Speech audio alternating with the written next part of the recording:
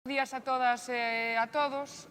Falar de Carlos Callón é falar de resistencia en galego e para o galego, non? Estarousán de nacemento, é profesor de Xeografía e Historia no Instituto Español de Lisboa e doutor en Estudos Lingüísticos e Literarios do galego e do portugués. Non obstante, a súa militancia coa lingua vai moito máis alá do ámbito educativo. De feito, el presidiu durante 12 anos a Mesa pola Normalización Lingüística e foi promotor da plataforma Queremos Galego, que fixo campañas moi potentes e moi ruidosas a prol da lingua galega, non? A súa paixón e entrega polo galego levouno a escribir libros que son libros de cabeceira, como poden ser En castellano non hai problema, ou, máis recentemente, o libro negro da lingua galega, que eu creo que é como sempre en Galiza, non? Da historia da lingua a través dos séculos. Unha historia que serve para explicar un pouco que é a situación actual da lingua, non? Cos seus autoodios, as súas diglosias e os seus intentos de eliminación por un ou outro lado. O que mostra Carlos no seu libro é que a represión lingüística comezou hai moitísimos séculos, non? Incluso hai documentos do século XV.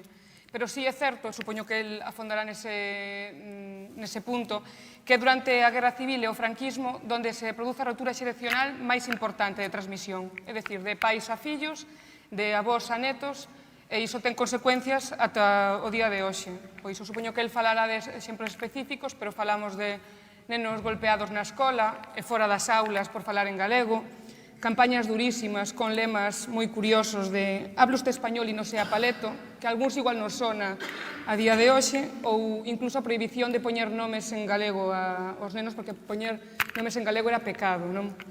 Non quero desvelar máis desa época que foi oscurísima para a cultura, para a vida, para a lingua e para a liberdade, porque Carlos é o experto aquí. Pero sí quería dar uns datos respecto á situación do galego, non? O Instituto Galego de Estatística publica cada 5 anos unha documentación sobre o estado do galego en Galicia, non? O último do ano 2018, estaremos atentos ao do 2023, e comparativamente co do ano 2008, para que vexades como é a situación, non? No ano 2008, o 15,26% dos nenos entre 5 e 14 anos sempre falaban en galego, non? Coñecían o castelán, pero falaban en galego. No 2018, 10 anos despois, eran 14%. No 2008, o 29,59% falaban sempre en castelán. No 2018, que é Antonte, son xa o 44%, non? Din que unha lingua que non falan os nenos é unha lingua morta, non? E que non hai mellor forma de coñecer o pasado para descubrir como está o presente da lingua e tamén o futuro. É curioso como a día de hoxe nos medios de comunicación seguimos vendo titulares de que hai unha parella que non consigue casar en galego ou a propagandística Galicia bilingüe, ora hablemos en español, falando de que hai unha imposición cando é evidente que o galego vai a menos nas aulas e nas rúas, non? Non me quero estender máis porque para iso temos a Carlos aquí, que supoño que nos falará da memoria, da desmemoria, e tamén nos dará un pouquiño de esperanza a aqueles que seguimos resistindo en galego, non? Que supoño que aquí somos moitos. Adiante.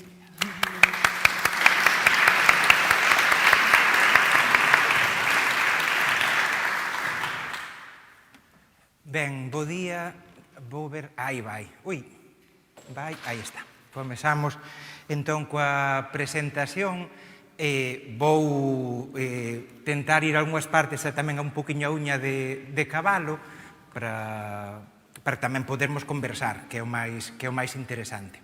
Ben, en primeiro lugar, agradecido polas túas palabras, agradecido á Deputación de Pontevedra polo convite e, sobre todo, por organizar unhas xornadas como estas, non? Cun nome tan pertinente, tan necesario e mesmo, se mo permitirdes, tan hixiénico, non? Efectivamente, loitarmos contra a impunidade. Convidaronme a falar aquí nestas xornadas porque publiquei hai pouco un libriño, digo de libriño con afecto, que é o libro negro da lingua galega, 1,1 kg, que conta a historia da represión do noso idioma. Como dixo o presidente da mesa, Marcos Maseiro, o día da presentación, o libro pesa, mas máis pesada é a lousa que leva o noso idioma en riba desde hai moito tempo. Vou polo pasar, que poden traer máis, por se podes darlle así multitasking unha vista de ollos. Eu, no libro, comezo, en realidade, a falar da historia da represión do galego desde antes. Vou ordenando de forma cronolóxica desde finais do século XV até finais do século XX. De acordo? Son así os principais eventos, en xeral resumidiños, non? O momento que pasaba das 1000 páxinas e dixen hai que cortar. En concreto, sobre o franquismo, relato 254 páxinas de represións. 254 páxinas que contan efectivamente todo tipo de historias e de barbaridades, mas esta, por exemplo, é importante lembrala tamén. Vedes aí un fragmento da lápida de Alexandre Bóveda. Unha lápida non é o mesmo que unha bala común, mas non é o mesmo unha lápida digna, unha lápida non profanada, que unha lápida na cal os franquistas, os fascistas, os golpistas van profanala para escribir o iota en riba do xe do nome de Alexandre Bóveda pouco despois de ser fusilado.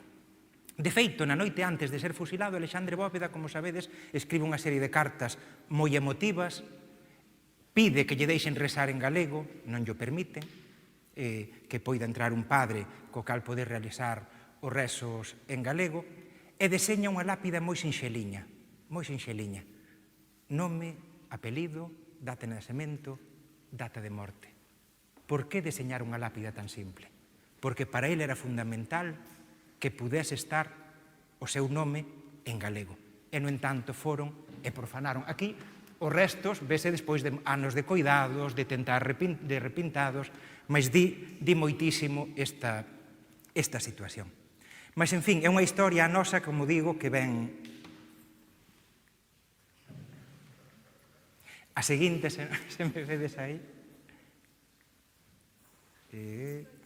Algún problemiña sempre ten que haber. Isto é como cando vas de viaxe, sabes que algún problema ten que haber, e que me perden as maletas, ese era o problema, non? Pois,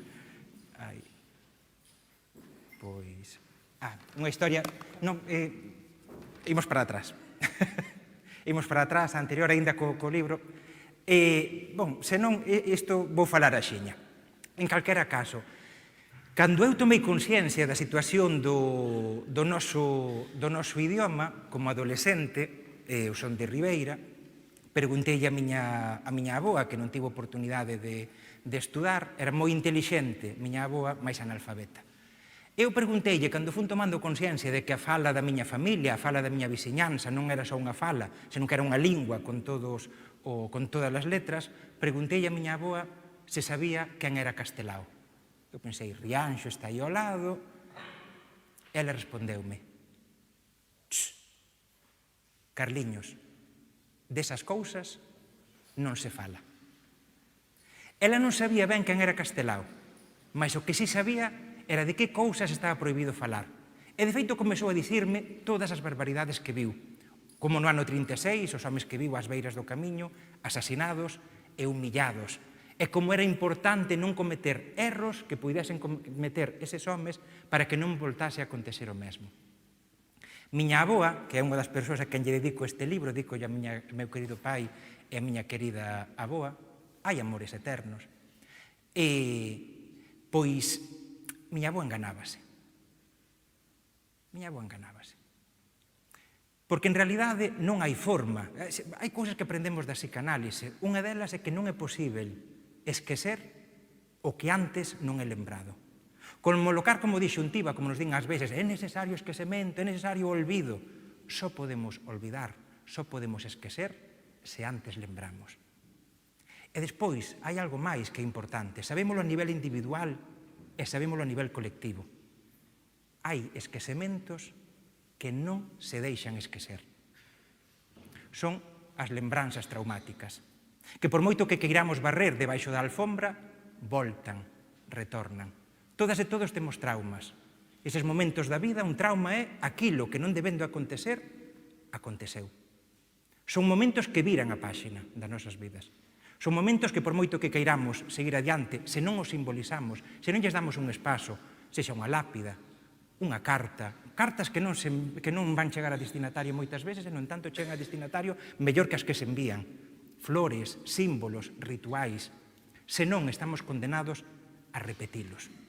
Isto acontece a nivel individual, non esas lembranzas que voltan unha vez tras outra, mas acontecen tamén a nivel colectivo.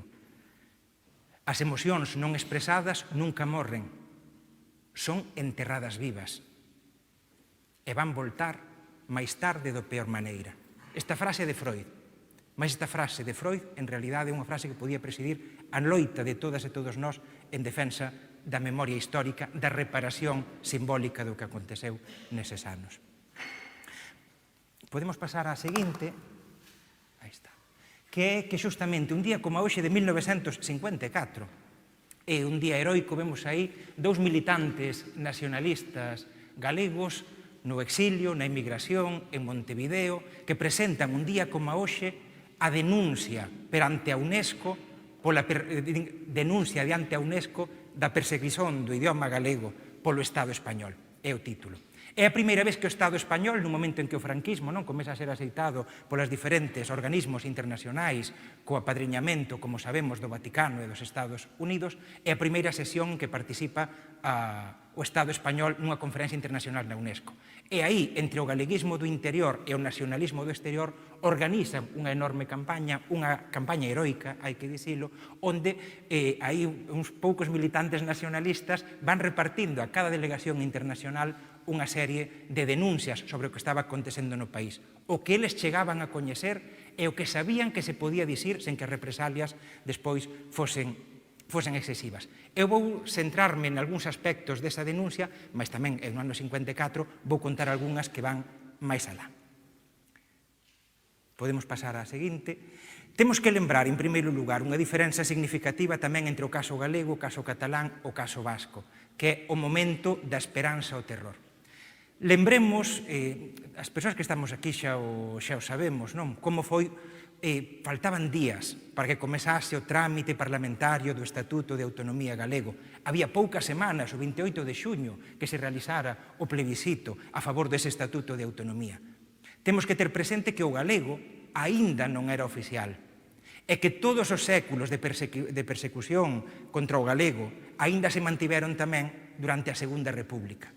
Unha diferenza substancial, efectivamente, na represión do galego fronte ao catalán e fronte ao vasco era que o galego, durante a Segunda República, por todos os paus nas rodas que nos colocaron, e que tamén é importante lembrar, tamén fai parte da memoria histórica, por todos os paus nas rodas que nos colocaron, pois non era oficial. Entón pasamos dun momento non de grandes feitos, senón dun momento de esperanza, onde se pensa, podemos dar o grande salto histórico. Cando se realiza o golpe de Estado, as rúas das cidades galegas estaban así. Moitas fotos non as conservamos porque, en fin, moita xente queimou os material que tiña para poder sobrevivir. Noutros gardárono e non houve as institucións culturais do país foron capaces de mantelo.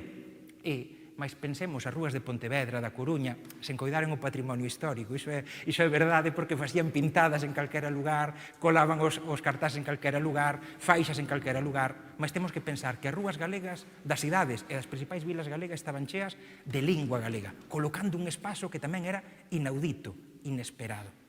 Pensemos que persoas como Antón Fraguas, por exemplo, foron obrigados a borrar as pintadas na estrada coa sonsa cáustica e sen protección nas mans, as pintadas que había a favor do Estatuto de Autonomía. Un momento de esperanza que tamén podemos ver na foto seguinte, unha foto simpática, na prensa da época, que é un cansiño cos cartaces do Estatuto de Autonomía, mas que é unha foto simpática, unha foto dun momento de alegría. Mas despois, como sabemos, dese momento de alegría veu o pior. Podemos ver na seguinte, efectivamente, esta fotografía que moita xente que estades aquí non só coñecedes, senón que outras persoas coñecemos esta foto grazas a persoas que estades aquí. Esta foto resume o todo. Todo. A foto, a muller, a árbore, a fotógrafa. A muller é Cintia Rei, a nai de Vítor Casas, militante nacionalista galego, militante da democracia, director da Nosa Terra. A fotógrafa, Amalia Álvarez, a viúva de Alexandre Bóveda. Como van á Caeira visitaren o lugar onde foron asasinados o seu marido e o seu fillo. Onde tentan simbolizar o trauma que non é posible simbolizar.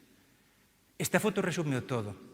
E resume tamén unha historia que necesitamos contar ás persoas que temos referentes nacionais diferentes a España, ás persoas que amamos, usamos, defendemos linguas diferentes. Quero dicir, non temos nada contra o español, sen dúbida, mas amamos o galego, amamos o catalán, amamos o vasco. Digo isto tamén porque a min preocúpame moito que en moitos procesos de recuperación da memoria histórica desde determinados grupos con certo poder se esquense toda esa diversidade, toda esa singularidade.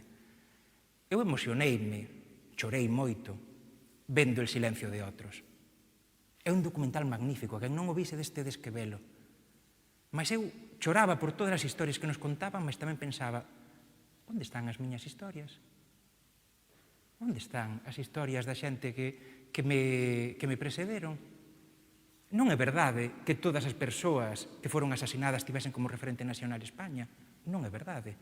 Onde están esas historias? A min preocúpame, porque ao final é un silencio dentro de outro silencio.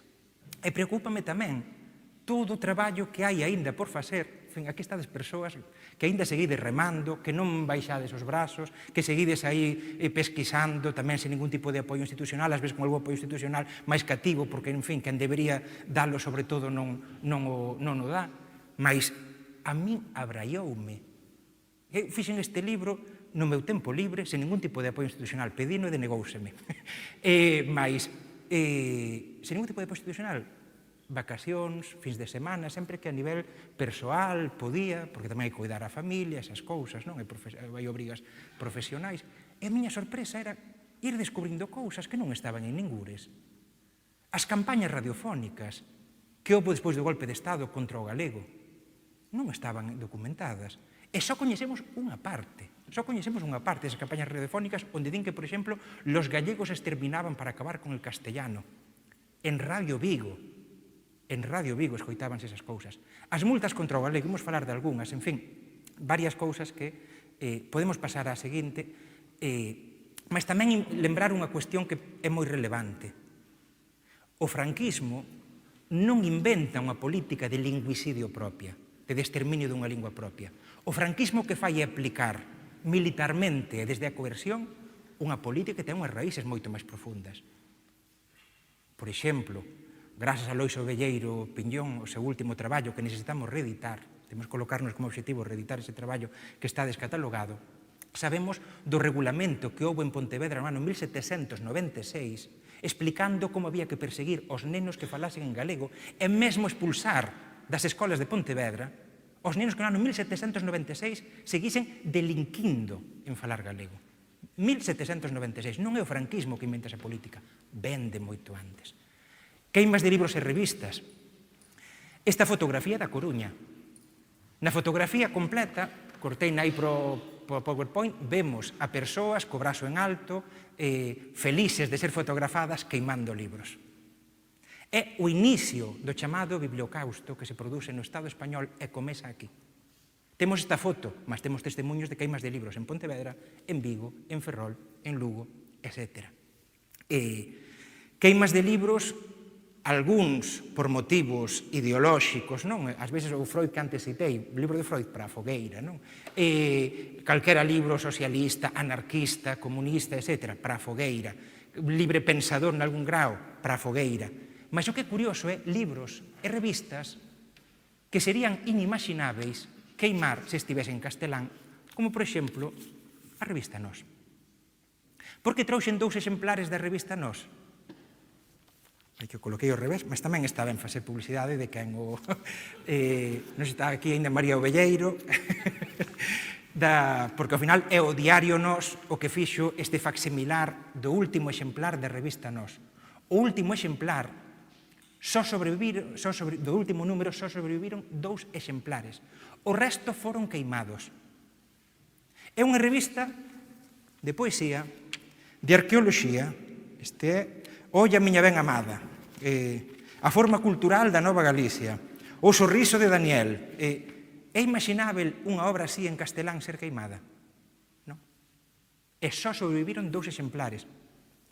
Mesmo unha obra de Luís Pimentel, en fin, hai varias obras que non chegamos a conservar ningún exemplar. O Códice Calistino, que era a traducción ao galego dunha obra de orixe religiosa, non do esplendor do reino galego, como sabemos, o Códice Calistino, a traducción ao galego, aquilo que conseguimos que non se queimase foi porque houve un cura, o padre Xesús Carro, que usando a súa sotana como salvoconduto, pois foi indo e a imprenta Nós, antes de que queimasen, foi salvando o que podía e ia da Rúa Nova, da Rúa do Vilar, en Santiago de Compostela, até a Rúa Nova, disculpen, non é Rúa do Franco, era na Rúa do Franco, en fin, é un detalle así, mas foi tamén, cando presentamos o libro negro da lingua galega no verán pasado, fixemos aí, algunhas persoas estábades, fixemos aí unha cadea humana con ese percorrido, voltaremos a facela en xullo, estades todos e todas convidados.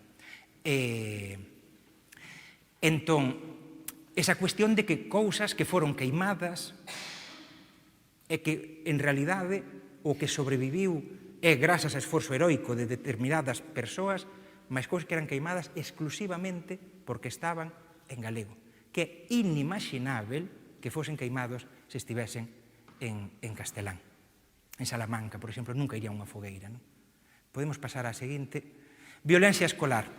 Antes comentabas, efectivamente, a cuestión da violencia nas escolas, que é un dos elementos que, de novo, ten raíces moi anteriores. Moi anteriores. O primeiro regulamento no Estado español que marca como hai que bater nos nenos, digo nenos porque nesa época a metade da humanidade estaba excluída aínda da escolarización, pois iso, se falaba en galego, é do ano 1543, anterior aos regulamentos para o caso catalán e para o caso vasco. Ou seja, non é o franquismo o que comeza con isto, mas o franquismo que fai é aumentar esa violencia. Aumentala mesmo con normas, por exemplo, tamén me sorprendeu que estaba sen publicar indicacións da Inspección Educativa en Pontevedra sobre a prohibición do galego nesta provincia nas escolas, de como o profesorado debería traballar nese sentido. E tamén, moitas persoas que estades aquí ou vivístelo en primeira persoa ou contáronvolo, como foi esa violencia de miña nai, eu lembro-me perfeitamente cando me contou que lle deran coa regra nas mans por falar en galego. E contábamo, como non ten tanta importancia. A persoa que lle, por exemplo, en Vila de Cruces, mandábanlles colocar unha pedra no peto por cada palabra en galego. E ao final do día tiñan que correr, de forma que lles podían caer os pantalóns e pasaban a ter unha vergoña adicional. Contábano como se non tivese tanta importancia. O neno que foi encerrado nun armario por falar en galego. A señora, no Berbés dos anos 50, había unha profesora que chamaba la silla del castellano. Se falaba en galego, o neno ou a nena era atada toda a mañá a esa cadeira. E o habitual é que as persoas, cando contan iso, contano como quitándolle importancia, como dicindo, non tivo tanta importancia. Mas se non tivo tanta importancia, porque hai tantas persoas que despois de acontecerlle iso, ou presenciaren iso, deixaron de falar en galego, ou en canto tiveron oportunidade de educar a un fillo ou unha filla, abandonaron a lingua pensando que non quería que lles acontecese, porque o fixeron, abandonárono por amor, un amor errado, porque foi un acto, quero dicir, máis a idea de pensar que así, aumentando o desprezo polo propio, iso vai darlle oportunidades no futuro, mas facíano sempre coa mellor das intencións, de que os fillos, as fillas non padecesen o que eles e elas padeceron no pasado. Mas en de que lle quiten peso, un acto nunca se mide polas súas intencións. Un acto sempre se mide polas súas consecuencias. Podemos ir á seguinte. Por exemplo, este caso está infraestudado, tamén para a miña sorpresa. Coñecede seguramente todas e todos esta folla boandeira de hable bien, sea patriota, no sea bárbaro, es nuestro cumplido, es de cumplido caballero, que hable nuestro idioma oficial, o sea, el español, es ser patriota. Viva España, la disciplina y nuestro idioma cervantino. Cervantino de Miguel de Cervantes, non de Cervantes Lugo, hai que avisar, aínda que tamén coitado Miguel de Cervantes que non ten culpa, non? El era un avanzado á súa época, non ten culpa disto.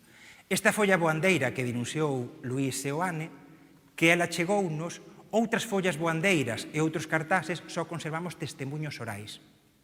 Non temos as reproduccións fotográficas, mesmo en Cataluña, onde houve moitas máis cartases nese sentido, por exemplo, son moi pouquiñas as imaxes que se conservan. É algo que tamén chama a atención, cando despois os testemunhos orais son moi superiores. O que acontece é que efectivamente están nun momento histórico no cal non é o mellor para poder registrar esa represión para o futuro.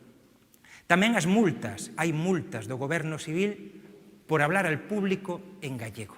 O problema desas multas, eu a esas dediqueille, non sei se 6 páxinas, pero dediqueille, non sei se 6 meses ou 7 meses a súa pesquisa. E aí sí que é necesario equipos de traballo, teses de doutoramento, que as universidades, Consello da Cultura, Real Academia Galega, que fomenten a pesquisa, porque onde tiñan que estar esas multas, voaron. Temos indicios pola prensa, non? O control totalitario da sociedade neses momentos, mas boa parte deses arquivos desapareceron, pode encontrarse a nivel local, mas claro, iso xa é un traballo de anos, mas necesitamos recuperalo antes de que iso se perda de forma irremediável. Mas tamén, por exemplo, na Deputación de Lugo. A Deputación de Lugo sabemos de expedientes que había contra funcionarios por exagerado acento gallego. E iso sabémoslo tamén porque os propios franquistas protestaron, porque dicían, mira, nós contra o galego sí, mas o acento non somos capaces de quitalo. Entón, que paren xa con esas inspeccións. Iso xa nos anos 60. De acordo, estamos falando, mas sobre iso aínda hai que turrar dese fío, porque aí márcanos esa reunión da Deputación, esas protestas dos propios franquistas, márcanos un fío do que tirar e do cal poderemos chegar a encontrar información moito máis valiosa. Podemos pasar á seguinte diapositiva.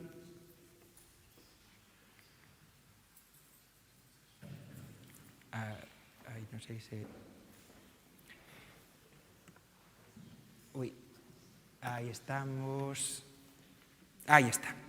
A cuestión de que a prohibición foi tan forte que mesmo foi contra institucións como a Real Academia Galega que tiñan prohibido utilizar o galego nos seus actos. O primeiro que tentou romper o cerco foi Ramón Otero Pedrallo no ano 1949, o 11 de novembro de 1949, fixo 11 anos.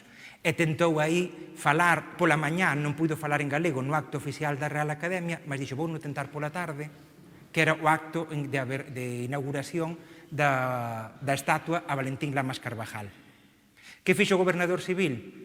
Mandou que tocase a banda o Cara al Sol e começaron todos os fascistas a gritar as súas consignas franquistas. A partir dese momento, a Real Academia Galega, cada vez que tiña un acto aberto, chegáballe antes a prohibición de que non usasen o galego. E, de feito, temos os discursos de varios académicos que querían falar en galego e despois tiña que facer traducción automática. Houve algúns homes, como Ramón Vilar Ponte, antes Olaya citaches a Antón, Ramón continúa aí, efectivamente, nesa situación represiva, mas continúa mantendo a chama da memoria histórica e da lingua. El, cando lle propoñen entrar na Real Academia Galega, di, sí, sempre e cando eu fale en galego. E o que fai Ramón Vilar Ponte, para poder falar en galego, é facer un acto pechado nunha sala pequena, sen convidados. O seu discurso é problemático por dous motivos. Problemático por franquismo, porque é en galego, na lingua prohibida, e porque fala da xeración de 1916. Fala das persoas represaliadas. A partir de aí acontece, claro, el é unha figura que se mantén sempre que pode, non, ese testemunho, ten varios proxectos importantes que non chegaron até nós. É unha figura fundamental tamén, Ramón Vilar Ponte, para entender o nacionalismo galego de preguerra, que moitas veces tendese a colocar máis o peso en figuras como Vicente Risco, debido a que Vicente Risco ten un peso literario incuestionável, mas non é verdade que despois os corpus teórico de Vicente Risco tivese moito peso no Partido Galeguista. Era o de Ramón Vilar Ponte, aí é necesario voltar ás obras de Ramón Vilar Ponte, un grande teórico. En calquera caso, sabemos que meses despois do discurso na Real Academia Galega, que lle dan unha malleira nas rúas do Orsán na Coruña, hai quen sinala de que a causa desa malleira foi o eco que tivo ese discurso que realizou na Real Academia Galega, en calquera caso, se non foi polo testemunho xeral que deu el como persoa nacionalista galega, demócrata e coherente no uso do idioma en tempos terríveis. En fin, acabarán morrendo 2 anos despois como consecuencia desa malleira. É importante porque tamén lembrar estas cousas, porque o franquismo ten como un elemento fundante a violencia, mas ás veces pensamos que esa violencia só acontece nos primeiros anos. É importante lembrar que o franquismo é violento até o final. Cando nas folgas de Ferrol en 1972, por exemplo, lle ameaçan con bombardear, non? Quero dicir que teñen os canóns apuntando. 1972, en fin, e tantas cousas que vos sabedes. Podemos pasar á seguinte, lembrando tamén, no caso da Real Academia Galega e no caso do Seminario de Estudos Galegos, que foron, en fin, no caso da Real Academia Galega, perdeu 16 membros inmediatamente, varios asasinados, outros exilados. O Seminario de Estudos Galegos, 1/3 dos seus membros foron ou asasinados ou exilados xa nos primeiros anos do franquismo, e o Seminario de Estudos Galegos foi enterrado. O próximo 7 de decembro, a propósito, é o 250 aniversario do falecemento, onde estás? Non te vexo agora. En fin, o 250 temos aquí unha grande experta no Padre Sarmiento, debo de sair un momento. 250 aniversario do falecemento do Padre Sarmiento. Como sabedes, un dos grandes iluministas do século XVIII. Por que falo tamén del? Porque, unha vez destruído o Seminario de Estudos Galegos, os franquistas destruíron ou roubaron, incautaron unha parte dos seus fondos, mas outros o que fixeron foi reconvertelos no Instituto de Estudios Gallegos Padre Sarmiento. Eu penso que o 7 de decembro próximo é un día oportuno que temos que ver de facer algo. Porque o Instituto de Estudios Gallegos Padre Sarmiento, creado no franquismo sobre a destrución do Seminario de Estudos Galegos, segue existindo. Responsabilidade institucional plena. Utiliza o galego cando non lles queda máis remedio. É como o galego para eles é como un elemento tóxico. As redes sociais en español, a revista en español. Conseguimos que publiquen algo en galego a día de hoxe grazas ás protestas da Mesa pola normalización lingüística. E penso que é unha situación que non podemos consentir máis, nin pola memoria do Seminario de Estudos Galegos, nin pola memoria do propio Padre Sarmiento. No ano 64, a partir do Concilio Vaticano II, dice que as misas poden ser na lingua que fala a xente, permítense as misas en castelán, en catalán, en euskera, falta algo. Non en galego.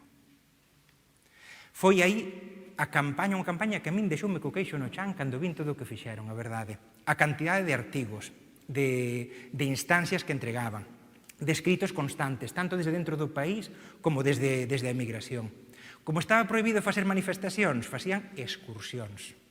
Ían unha excursión a Santiago nun autobús coa bandeira galega para reunirse. Ou seja, era unha manifestación, só que tiñan que colocala doutro xeito.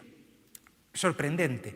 O xornal La Voz de Galicia, por darlle un premio a un artigo en castelán que falaba a favor do galego na igrexa, ou seja, reparade ben, este artigo ni tan sequera era en galego, puxenlle unha multa de 50.000 pesetas, case para comprar un piso na época, case, e o propio ministro Manuel Fraga chamou, advertindo que se continuaban facendo iso, pecharían o xornal. La Región respóndelle ao director da Región, respóndelle a un amigo que lle manda unha nota sobre o galego na igrexa explicándolle que iso está prohibido, que, por tanto, non pode publicalo. En fin, temos un contexto represivo, mas tamén unha campaña social en positivo moi importante, pola cal conseguimos que 5 anos máis tarde se recoñeza o galego como lingua tamén litúrxica. Eu non coñezo outra lingua tan batallada no Concilio Vaticano II. De verdade, é a lingua máis batallada a nivel mundial. E se hai outra, estamos a pre. De verdade, é unha campaña abraiante. Abraiante que moitas veces non está nos libros de texto porque está fora do campo literario. Moitas veces falamos só do que ten que ver coa literatura. E penso que temos que corrixir isto, porque é a campaña social máis forte, con máis incidencia, máis multas, máis forza social. E tamén é interesante ver como nesa campaña e nos anos seguintes algunhas figuras da transición como Monseñor Tarancón, van dicir directamente en Galicia non se habla gallego. Figuras das que era esperada unha postura, polo menos, de recoñecemento, de abertura, mas aí os bispos máis recalcitrantes uníanse cos bispos, en teoría, máis aberturistas, a prohibición do idioma galego. Podemos continuar coa seguinte. 1972 é un elemento, poderíamos contar moitos máis, mas un elemento destes luminosos, para que se vexa como continúa a represión até o final. Danlle 48 horas a un taxista en Rianxo para escribir Rianjo na porta do taxi. Rianjo, como sabedes, hai topónimos que na fala, a forza da castelanización, fixeron que moita xente os utilice mesmo xente falando galego, utiliza algúns topónimos castelanizados. Rianjo, non o di ninguén. Ninguén. E dábanlle 48 horas. Se non o escribía Rianjo en 48 horas na porta do taxi, perdería o traballo. Protestou, dixo que ninguén, en fin, tentou facer o que podía, ao final tivo que escribir Rianjo e despois tivo que emigrar debido á presión social con que se encontrou. Tamén importantes apoios como Xosé Luís Axeitos, que foi o académico Xosé Luís Axeitos, o académico na actualidade, mas que foi unha figura fundamental en tentar apoiar que pudese escribir Rianxo. O alcalde franquista da vila dixo que escribir Rianxo era un golpe de Estado en la portezuela de un taxi. Podía escribir poesía, mas xa que un alcalde franquista fale del golpe de Estado en la portezuela de un taxi, en fin. E tamén unha pregunta relevante.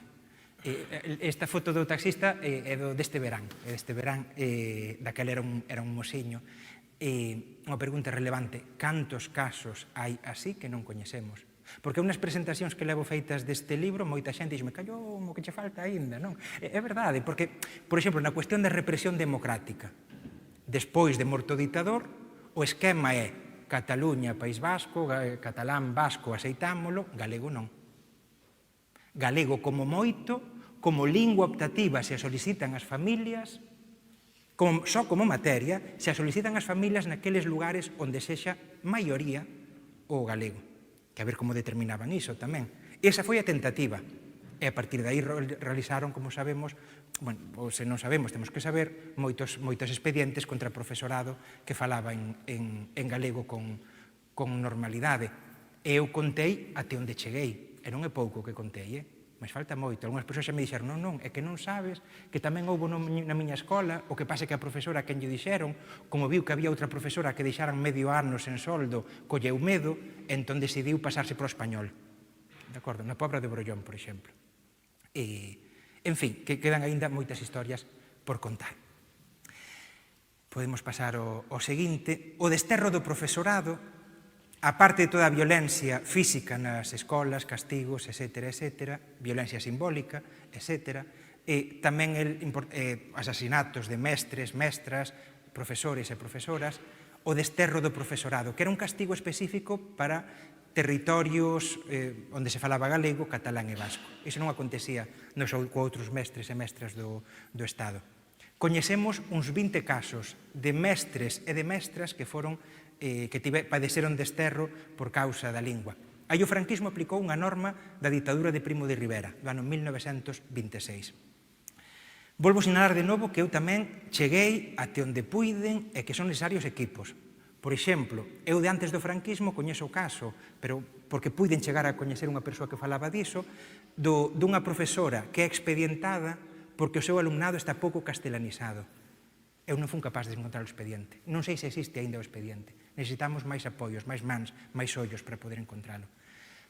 O desterro do profesorado, por exemplo, o último profesor en manterse nesa situación de desterro foi o catedrático de secundaria Francisco Rodríguez, que no ano 1976 era o único en todo o Estado español que continuaba nesa situación. Non sei se ledes. Que di o inspector cando di que debe irse fora de Galiza? Pois que en Vitigudino, por exemplo, tendrá ocasión de, e pon entre aspas, de falar galego. E, ademais, que mellor momento para mejorar su dicción española. Puña expresamente a cuestión de castelanizalo. Tamén colocaba outras cuestións da militancia política coñecida deste tamén activista cultural.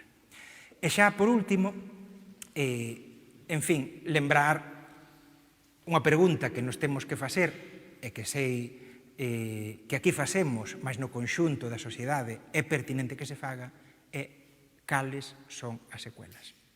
Esta mobilización, por exemplo, da que tiro foto, é unha foto de Xan Carballa, é unha mobilización de comezos dos anos 80 en Baiona, de apoio a dúas profesoras de primaria que falaban en galego cos nenos e coas nenas e que estaban a ser expedientadas. Comezos dos anos 80.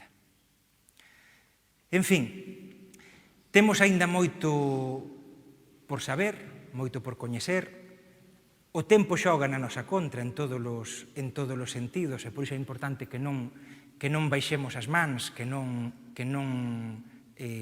continuemos remando, mas tamén que lembremos que cada vez que defendemos o galego, cada vez que usamos o galego, é como se desatásemos a meniña esta que ataron no Berbés dos anos 50. Cada vez que falamos galego é como se dixésemos ao Tero Pedrallo que seguise falando, que ninguén o vai a interromper.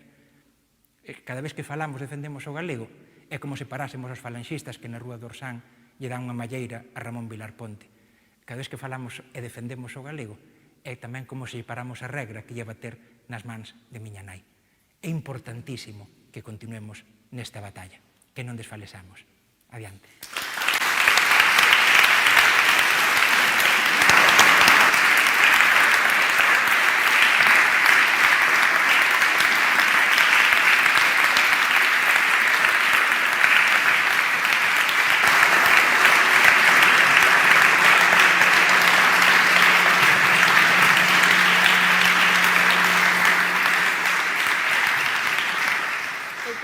Que todas estaríamos aquí horas escoitando a Carlos porque dá gusto como fale, como cree no que di, non?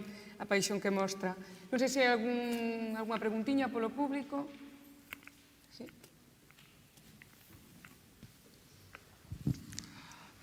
Hola, Carlos. Graciñas pola charla. Eu quería comentar unha cousa, porque falabas, bueno, estamos todo o tempo falando da loita contra a impunidade, da represión, neste caso contra o galego, e quizás tamén habría que falar, facendo relación á trauma franquista que comentas aí, que aínda sigue, e como,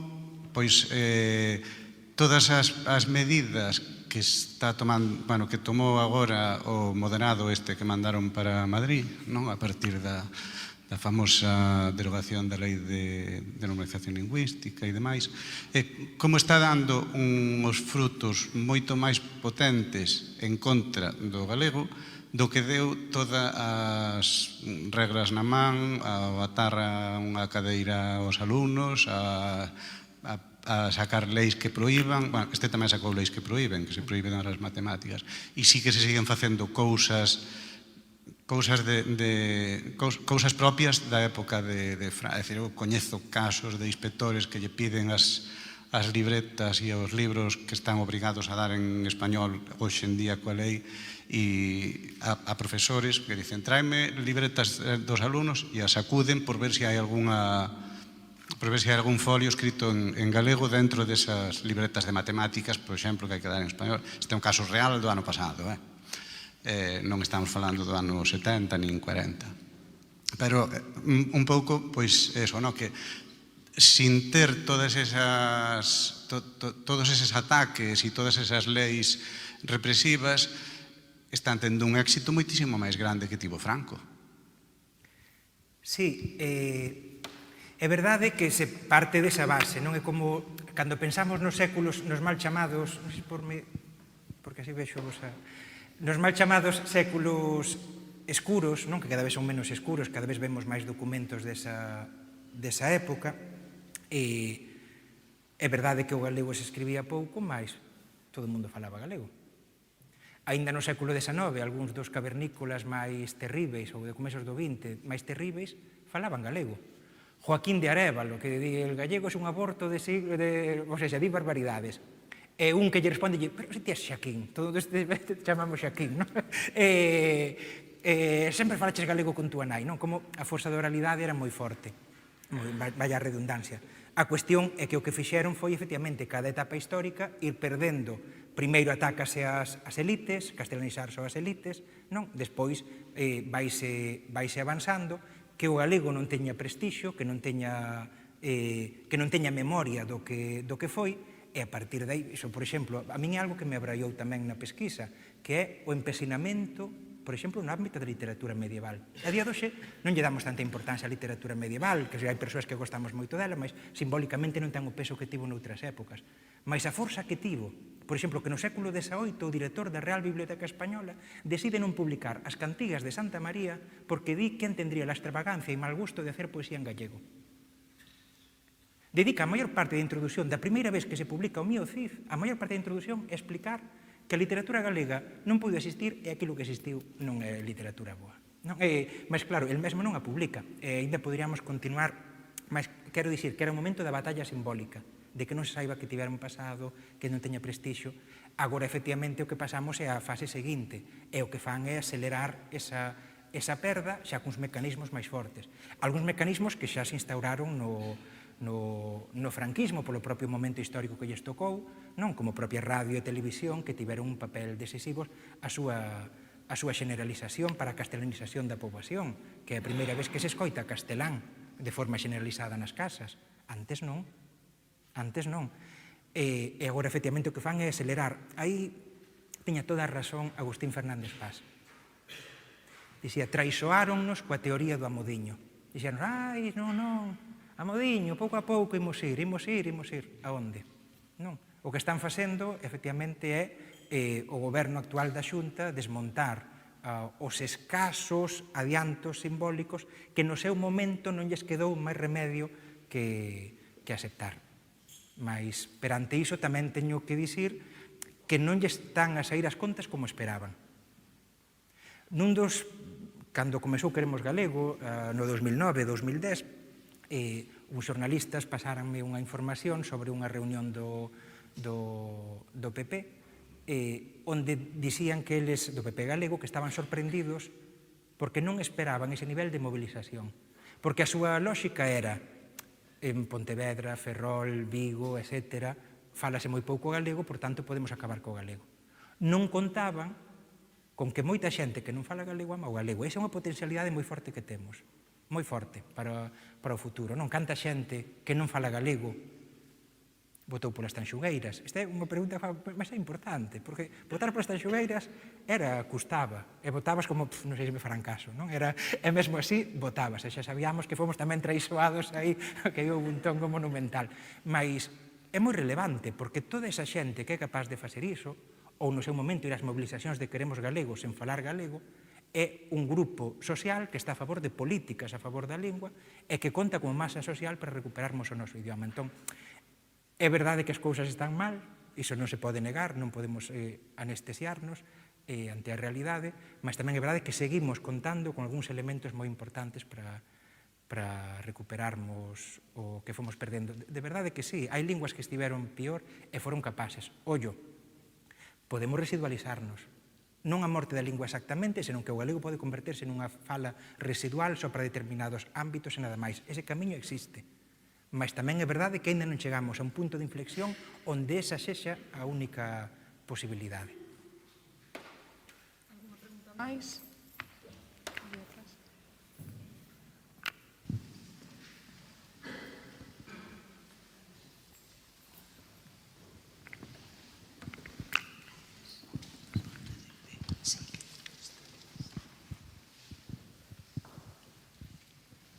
Carlos, gustaríame aproveitar para preguntarse por unha cousa importante. Ti estabades falando agora, non? Pois de como se perden falantes que en principio coñecen moi ben a lingua, pero logo non empregan, non? E así estamos como estamos, non? Claro, é verdade que as dinámicas lingüísticas son moi complexas e dicías, moita xente aprecia o galego, vota Tanxugueiras, pero logo non é capaz de dar ese paso, porque cambiar de idioma nas relacións sociais é moi difícil, ti o sabes ben, non? Me gustaría preguntarche, cal crees que a clave onde habería que atinar é algo, supoño que transversal, pero cal crees que é a primeira máis importante clave que permitiría que houber ese cambio para que, bueno, pois as novas xeracións realmente non tuveran esa desconexión de fala que teñen nestes momentos e que nos está levando, pois, a unha situación complicada?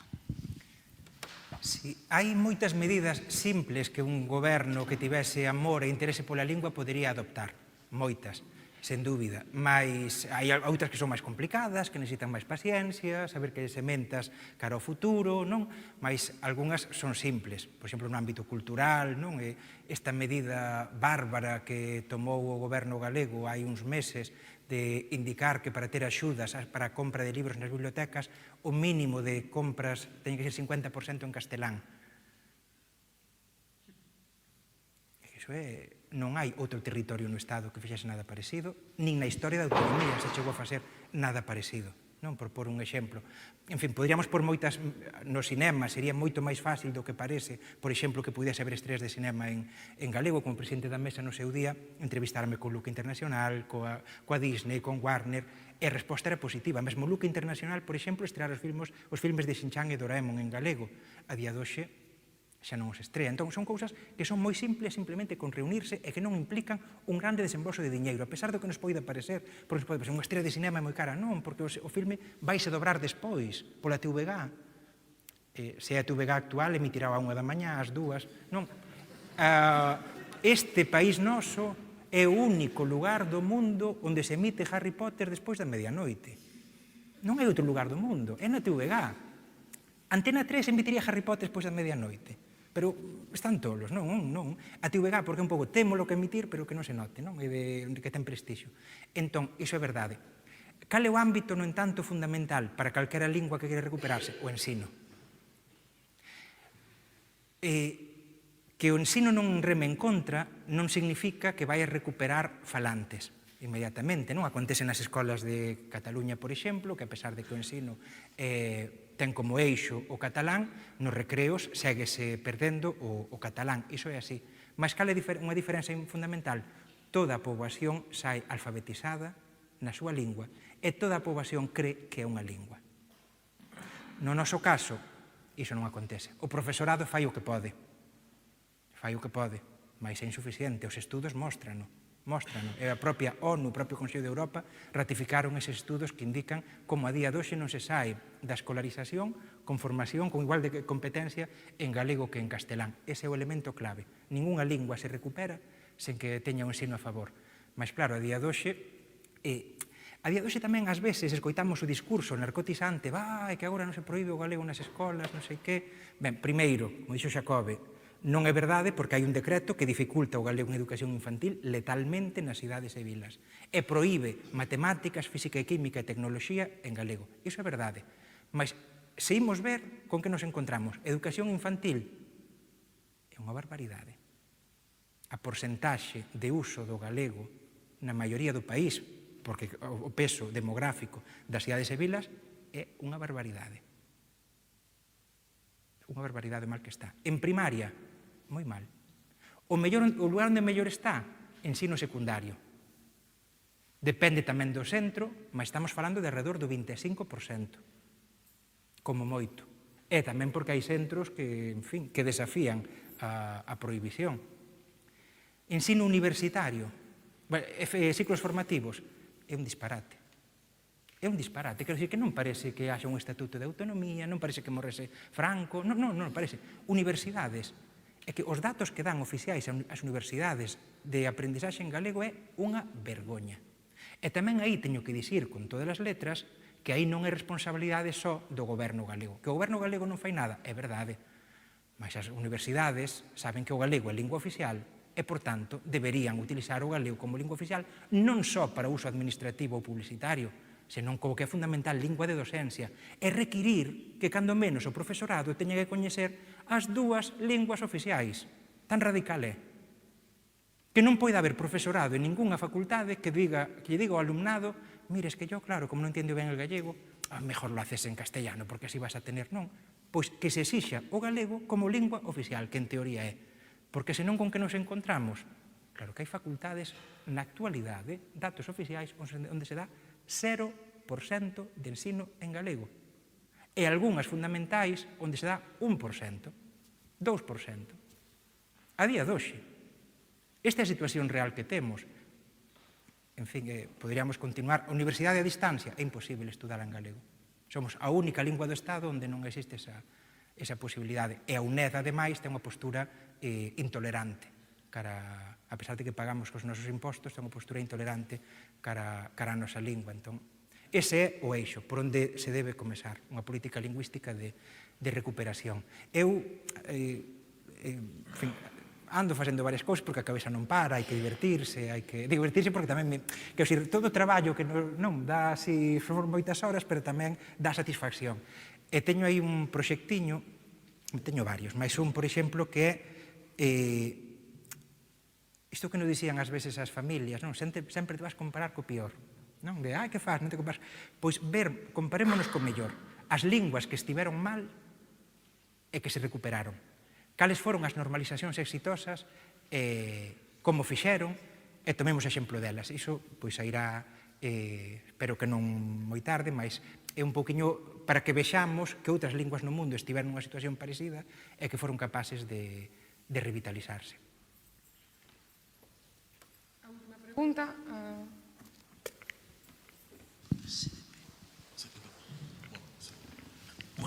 Parabéns, Carlos, por toda a trayectoria. Eu ainda non lín o libro, pero hai unha faceta da memoria da lingua e da resistencia antifranquista que non sei se contemplas no teu libro, e a mí me parece fascinante, que é a reivindicación do idioma pola resistencia armada antifranquista nos anos 40. Se non me equivoco, creo que a publicación de Comaros Verdes é do ano 47, e é impresionante como nos órganos murais dos destacamentos guerrilleiros, sobre todo no ano 47, 48, 49, son xornais escritos no monte ou nas casas de acollida da guerrilla del llano, bilingües, escritos en galego, con títulos en galego como Entros Penedos, Loita Guerrilleira. Temos incluso guerrilleros poetas como Blas Cortiñas de Bergondo, da cuarta agrupación guerrilleira, que é unha documentación tamén moi esquecida, que está no arquivo do Partido Comunista Español, e mesmo como probas de cargo nas causas militares en Ferrol, pois eso, cando sitiaban unha casa ou atopaban esa documentación, é interesante como son probas de cargo tamén contra os guerrilleiros, non? Porque neste país eu creo que ya cae moi ben esta temática a estas jornadas, esta impunidade que leva a que, por exemplo, a Guardia Civil o 12 de decembro do ano pasado publicou un tuit no Twitter oficial conmemorando un prego de Cans na loita contra os bandoleros no ano 49, non? O hashtag era protegiendo con canes, non? Entón, é increíble como a propaganda fascista, moita parte da poboación galega española segue considerando bandoleros e atacadores os guerrilleiros, non? E de outra volta eu creo que ten que ver tamén con unha clave da que non se falou moito neste debate anterior, que é un dos grandes problemas que temos é que non hai vontade expresa de institucionalizar a cultura antifascista en España, que esa é a grande diferenza que temos con Franza, con Italia ao momento, e con Portugal, a miña colega, creo que falará disto sobradamente. Entón, eu creo que tamén unha vía de traballo, como estás a dicer ti, hai que reivindicar que se financien estas investigacións a escala nacional e a escala estatal, porque hai moitísima documentación por aí que nos fala de historias que aconteceron neste país e que se esquecen, porque igual que se esquece a loita antifascista, non? Era un comentario que quería facer, non? Sí, non te vin antes, Xurxo, e efectivamente concordo. Non fago algunha pequena referencia, mas na reedición aumentarase iso, porque é verdade. Ademais, apuntas unha cousa que é moi importante, que acontece ás veces nos estudos da filoloxía galega, que tendemos a vincular lingua e literatura. Entón contamos, por exemplo, a censura dos cadernos Grial é importante simbólicamente e debe contarse, simbólicamente é importante, ou a traducción de Heidegger ou non sei, en fin, esas, e hai que contalas. Mas despois hai moitos aspectos, moitas loitas que tiveron un peso social moito maior, unha divulgación moito maior e que tendemos a deixar de lado, e que entón é necesario contar esas historias. Sobre o que comentas, claro, eu son agora efectivamente profesor en Lisboa, vou levar o meu alumnado de cuarto da ESO ao Museo do Aljube, que é un museo da resistencia, onde podremos ver efectivamente como era a prisión ali, en fin, unha serie de exposicións. E aquí que temos? Sí, é unha vergoña, é algo no que temos que avanzar. E a propósito tamén a museificación, non me sai agora a palabra, tamén da historia da lingua, e sería pertinente tal vez pensarmos na cuestión destas historias da represión, de ver tamén como podemos darlle divulgación xeral. Obrigado. Vamos a acabar aquí, porque hai unha pausa para o café para abordar a Carlos, se queredes, que seguro que quere seguir falando deste tema. Esperemos que, como decía Olaya na súa intervención, que despois de nos veñan outros para seguir falando, pero polo menos que xa estemos aquí, é xa todo un triunfo. Gracias, Carlos, gracias vos por